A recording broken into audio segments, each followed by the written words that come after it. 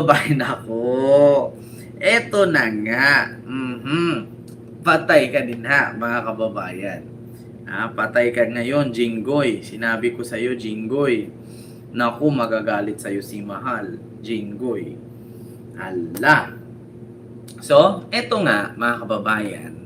Ma'am Lydia, Ma'am Josephine, hello po. Ma'am Rose Maurilio, hello po. So, eto nga, mga kababayan, pakinggan po natin ha. Nako mga kababayan, kuha po sa isang live video na kung saan po ay pinapatago ni Jinggoy Estrada yung naturang video, mga kababayan. Ito po Hala, patay ka diya Jinggoy. Nako. Ito po mga kababayan. Pwede na lumabas? Secure lang ng CCTV. Yeah, I just want to know.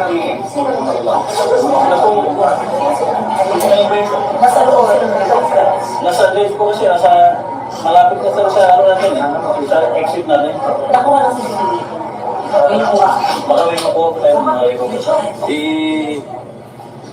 itago niyo yung CCTV. Hala. Exactly. Sino na sila? Kami po, kaya sa malis po. Ang NCR ng mga PNP sa loob na sila. Pinapasok po kasi based on the reports at saka nakita na ang CCTV. Napasok na po sila sa mga Sino sila? mga NBI. NBI agents. Pero confirm na, nakita ko namin NBI. At saka sinabi na, sino kayo NBI?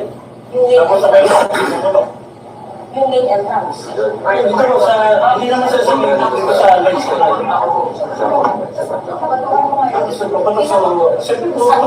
Sa area o ano? Hindi ko alam po kung saan sila. Ang atin o sa police at marines. Tinatanong ko kung sila sa area o sa Hindi ko siguro na, baka away siya. Yeah, of course. Ako po, nagpapunta ko daw kasi ako yung nasa unahan po check sana. 20 years na akong veterinarian at may sasabihin ako sa'yo na baka 20 years na akong veterinarian. Narinig nyo mga kababayan? Narinig nyo? Sinabi mismo ni Jinggoy Estrada, kasi actually mga kababayan, nagsumbong kasi itong Sergeant at Arms. Ito kasi mga kababayan, kwento ko sa inyo Ito kasi yung time na may putukan. Napanood nyo mga kababayan, nagputukan, ganyan. Tapos, iba may dinidrill yung pinto. Dinidrill para matanggal yung bisagra, yung lock, yung kandado, para makapasok itong nagdidrill. Ngayon mga kababayan, nung nakapasok na itong nagdidrill, biglang nagputukan. Ngayon nakikita, may mga CCTV pala yung lugar na yon. So, nagsalita ngayon mga kababayan, itong Sergeant at Arms, si Aplaza yata ito mga kababayan, no? Yung Sergeant at Arms sa Senado, si Aplaza yata ito, nagsalita, nagsumbong doon kay Loren Legarda. Ending mga kababayan ay narinig ni Jinggoy. Boses po yun ni Jinggoy Mga kababayan, boses po yun ni Jinggoy. Biglang sabi ni Jinggoy, itago daw ang CCTV footage, no, yung video. Kasi nakunan daw ng CCTV yung mga pangyayari. Naku, bakit itago? Bakit hindi niyo hayaan na buksan? Bakit hindi niyo hayaan na kalkalin ng otoridad kung sino talaga yung mga nandoon na nagpapaputok? Alam niyo bakit mga kababayan? Kasi kung napansin niyo po, yung mga nagpapaputok po doon ay nasa bintana lahat ang tama ng bala. Kasi kung nagbarilan man ang NBI at ang mga Sergeant at Arms, edi sana may bala na tumama doon sa pader, may balang tumama sa bintana. Pero bakit lahat ng bala ay galing sa loob ng Senado papunta sa bintana? So, meron bang magbabarilan na ang bala lahat nandun lang sa kalaban? Sige nga. Meron bang nagbabarilan mga kababayan na ang bala ay nandun lahat sa kalaban na sumugod? Tapos yung bala ng kalaban, wala man lang ni isang mitya doon sa binabaril? Ano yun, baliktad? Sino ba ang nang baril? Yung Sergeant at Arms o yung NBI? Kasi kung ang NBI ang namaril, edi sana ang tama doon sa simento. Bakit ang tama ay papunta dun sa NBI sa bintana? Sino ba ang nasa labas? Iba yung NBI at ang nasa loob ay ang Sergeant at Arms? Oh, bakit walang tama sa loob? Lahat ng tama ay galing sa loob palabas. Hindi siya papasok. Kaya ngayon mga kababayan, narinig nyo sa isang video na kung saan mga kababayan ay inutos ni Jinggoy na itago daw. Itago daw ang video ng CCTV. 20 years na akong veterinarian Wait lang at may nga. sasabihin ako sa'yo na baka ikagalit ng iba. Mga kababayan, wait lang. Ipi-play natin dito. Nako, delikado ito. Mahirap yung ganun na utos ni Digong. Ni Jinggoy.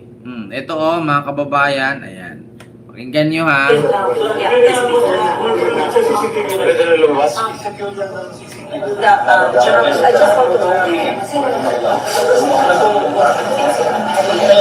Nasa loob.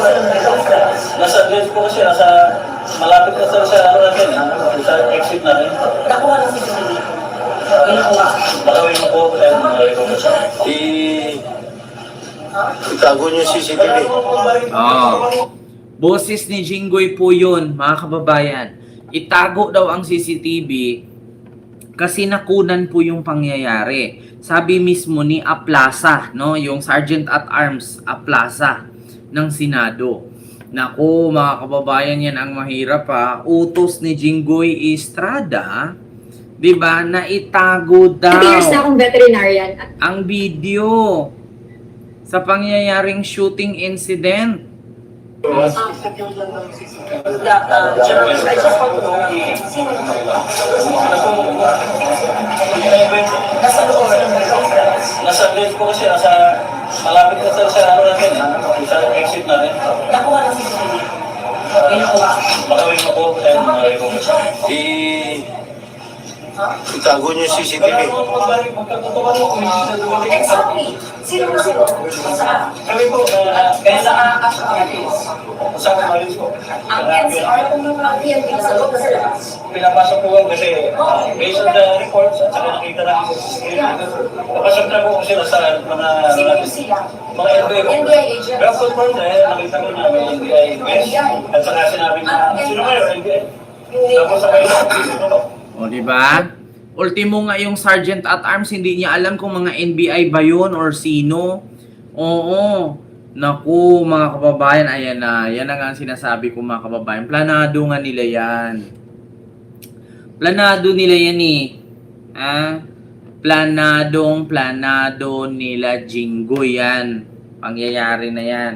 Kasi kung naalala ninyo, mga kababayan, itong si Bato ay nasa opisina ni Jinggoy Estrada. Tapos, lumipat ito sa opisina ni Cayetano. Tapos, dinala ni Robin palabas. Minaniho ni Robin itong puting SUV, tinakas, papunta sa NAIA ng hating gabi or mga alas 2 sa madaling araw na yon. Tapos ngayon, syempre, mga kababayan, ito kasi yung nangyari. Ano ba yan, Ken? Ito kasi